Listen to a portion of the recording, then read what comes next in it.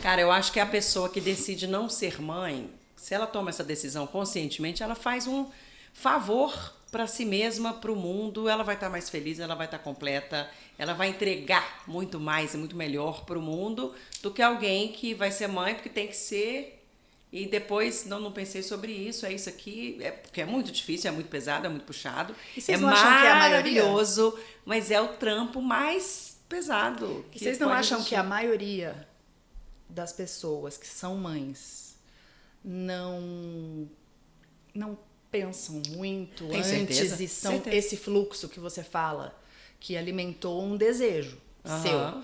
Mas vocês não acham que tem gente que o fluxo leva a ter um filho, mesmo que esse desejo não esteja muito claro? É óbvio que existe. Pois É é. óbvio. Sabe por quê? Ninguém consegue saber o que que espera. A gente pode conversar com alguém que está grávida, com alguém que deseja ter filho, e a gente pode contar do dia a dia, a gente pode dividir, a gente pode alertar, mas a gente nunca vai abarcar tudo o que envolve. Então é uma experiência que você só entende realmente vivendo. Mas de fato eu acho que as mulheres não, pelo menos a maioria das que eu conheço, assim, o susto depois é tão grande É, o susto que é grande. é Susto grande. depois que nasce ou o susto Depois que da nasce o decisão? primeiro filho, o seu segundo já. Você vai Do vendo primeiro assim, pro ó, segundo você já relaxou. É assim, é isso. Nossa, eu Muita não sabia. expectativa. Tem muita expectativa. Porque E elas- a maternidade é o quê? É cuspir pra cima, né? É cuspir pra E cima o volta na tempo inteiro. testa da gente. Exatamente. E é isso, assim, é frustração atrás de frustração. Você não imaginava como seria ficar sem dormir, você não imaginava o quão cansativo e exaustivo seria ficar sem dormir. Porque você pensa, às vezes, vou ficar sem dormir os 3 primeiros meses, talvez os 6 primeiros meses. Não. E na hora que você vê, você tá sem dormir tem 2 anos. Aí mesmo que igual você fique eu os 3 fiquei, primeiros por meses sem exemplo. dormir, você pira bem. Você pira. Privação de sono, pra mim, é a coisa mais desafiadora. Sabe por quê? Eu até vi um estudo recentemente numa publicação de uma psiquiatra, ela mencionando isso, que quando você tá ali sem dormir há muito tempo, o seu corpo tá tão em alerta que ele se coloca em modo sobrevivência sem precisar do sono. Isso te bagunça inteira. Sim. Cortisol, lá Não, no dizem alto, inclusive que então é uma loucura. Por exemplo, ele pode deixar os seus sentidos tão embotados, atrapalhados, atrasados, quanto uma pessoa que está embriagada, por exemplo. Então, Mas é isso dirigir com sono é tão perigoso quanto uma pessoa dirigindo embriagada. É o que dizem. Não só porque ela vai dormir e bater, mas mesmo que ela esteja acordada, mas aquele sono vai agir nos sentidos dela, na percepção, de uma forma que é muito, muito, muito arriscada. Pois é, aí você acrescenta a isso uma criança que tá chorando, que Não, tá pra mim doente, é o barulho que é a que questão, você gente. conseguiu dormir, aí na hora que você começa a dormir, a criança acorda de novo, e aí, cara, Não, aí toma vacina naquele dia, você já sabe que não vai dormir, mas você já tem 3 noites sem dormir. Isso vai enlouquecendo a pessoa, e isso é muito frustrante no sentido aí que ela falou, de cuspir pra cima, porque isso joga todas as expectativas românticas sobre a maternidade no chão. É claro que isso vai passando, e aí a gente tá falando muito desse perrengue de ter uma criança pequena, e depois isso vai melhorando, vai mudando, vai dando mais liberdade na vida. Você vai mudando de perrengue, Você vai né? mudando de perrengue, e você também vai, acredito que tendo mais liberdade na vida também, de acordo com cada pessoa. Cada um se mete na prisão que como quer. minha avó dizia, minha avó, qualquer neto que deu algum probleminha, sei lá, meu irmão encheu o saco, eu lembro disso e referi muito ao meu irmão. Que minha avó dizia, tá na fase do cachorro. Só que meu irmão fez 2 anos, 3 anos, 4 anos, 6, 12, 22, e minha avó ficou a vida inteira dizendo, fase do cachorro. Vó, mas qual é a fase do cachorro? É sempre a fase do cachorro. Sei, minha avó só trocava de problema, mas a fase continuava se chamando a fase do Fase do cachorro. É o quê? A fase do cachorro é o quê? Uma fase difícil? É uma fase difícil, ela chamava, assim, quando a criança tava ali, meio num conflito, ela chamava de, porque tá Vou na adotar fase do a fase do cachorro. cachorro. Só que durou Eu a vou vida adotar inteira a fase do cachorro, entendeu? A vida inteira, porque era isso, só muda o perrengue de lugar, nem o nome, minha avó já não tinha mais paciência pra mudar o nome do problema, entendeu? Sempre era a fase do cachorro. Ô, gente, vocês, quando tomaram a decisão, foi para o alto e avante? Ou foi, parou, pensou, voltou? Como é que foi? Vou contar da minha aqui. Quando eu era natural, né? Eu pensava, vou ter filho, vou ter filho. Eu conversava com namorados, os namoros mais longos e sérios que eu tive antes de me casar. E quando eu me casei, foi super natural. Ele também queria muito ser pai. Então, beleza, vamos ter filho.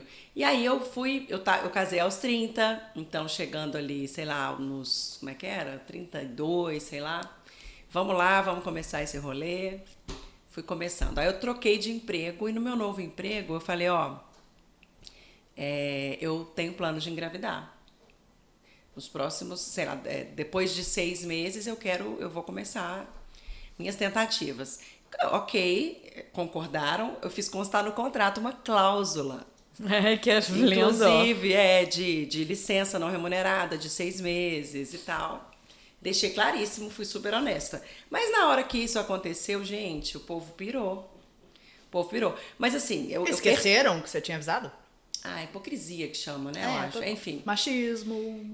Aí eu engravidei, mas eu perdi. Eu tive 2 abortos espontâneos antes de ter a Clara.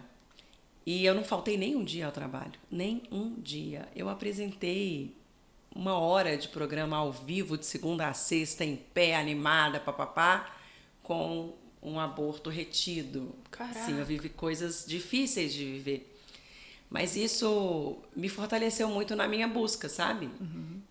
É muito triste, é um luto invisibilizado, tremendamente invisibilizado. O do aborto, né? O do aborto. Mas então, eu sofri esse primeiro no comecinho, passou um tempo, sofri o segundo. Aí, quando eu engravidei da Clara, eu senti que ia dar certo.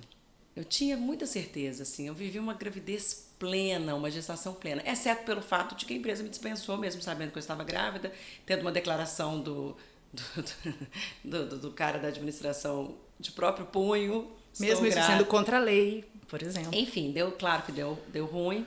Eu fui para a justiça, mas foi horrível, né? Porque eu passei boa parte da gravidez envolvida com essas coisas. Isso foi muito ruim. Mas eu fui diretão, sabe? Eu não parei. E no meio desse caminho teve o chefe de redação lá da época, um crápula. Não vou dizer o nome, mas pode dizer que é um crápula? Posso, né? Pode, baby, sempre. Crápula. Aqui a gente sempre pode falar as verdades. O crápula chega pra mim e fala, e como é que você tá? Como é que tá seu útero? Gente, foi a coisa mais invasiva. Como assim, sabe? gente? Ele queria saber se eu tinha algum problema. Agora chega de tentar, né? Ele ficou me Sério? sondando, assim, Que horror. perguntando do meu útero. Horrível. Meu útero tá ótimo. Seu reto, como é que tá? Tá bem? Colonoscopia, tá em dia? Que isso, amigo? Não é péssimo, a gente escuta cada uma, né, gente? Sua próstata, já fez exame, amor? Sua próstata tá bem? Enfim. Que horror, Letícia. Tô chocada. Foi horroroso, foi tudo horroroso. Mas eu segui. E eu acho que se eu tivesse me deixado abater por essas coisas horrorosas que eu vivi, eu não teria te dado Clara. Claro. Sabe? Mas eu fui. Então, sim, foi para o alto e avante, menina. Quando eu boto uma coisa na minha cabeça, eu vou até conseguir. E é claro que se eu não tivesse conseguido, assim, por meios do meu corpo e tudo mais, né? Seria uma questão para eu lidar. Não é que eu queria, de qualquer maneira eu vou gestar, mas eu queria muito ser mãe. E eu ainda não precisava investigar nada mais a fundo, enfim, era ir tentando mesmo, lidando com aquilo. Foi muito difícil, mas quando Clarinha veio, foi gostoso demais, foi muito gostoso. A minha decisão de não ter filho, eu acho que foi tão processual, assim, como muitas decisões de ter, eu acho. Assim, eu não sinto... Eu só consigo me posicionar nesse sentido de quando foi a decisão... retroativamente, sabe? Eu não lembro de ter brincado de boneca, eu não lembro de ter... Não existiu ter filho. E engraçado que uma coisa que existiu muito é essa coisa do nome de filho. Sempre soube que nome teriam meus filhos com cada namorado.